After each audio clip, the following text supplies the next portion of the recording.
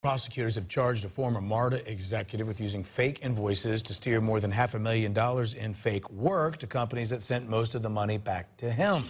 Channel 2 investigative reporter Richard Belcher first reported this federal investigation months ago.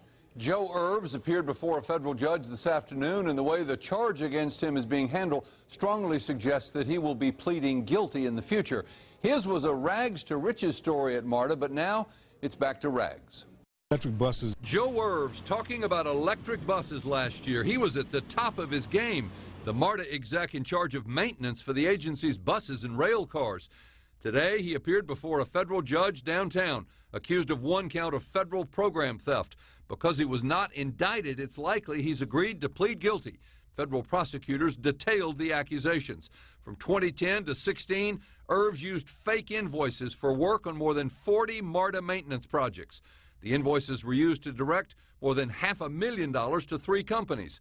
Those companies funneled most of that money to Joe Irvs' bank accounts. The accusation says Irvs used the money for purchases at high-end department stores, plus he bought a Porsche 911. Some of that wealth was clearly on display when we visited his nearly $450,000 home in a gated community in Lithonia. Irvs was home. You can see him coming to the door when we knocked, but he wouldn't answer our questions. Mr. Irvs, Richard Belcher with Channel 2, how are you? Wonder if we could talk to you. Did you say no? Joe Irvs was headed for a second round of trouble. In 1987, he was convicted on federal cocaine charges and sentenced to 41 months in prison. He was released in 1992 and joined MARTA in an entry-level job later that year.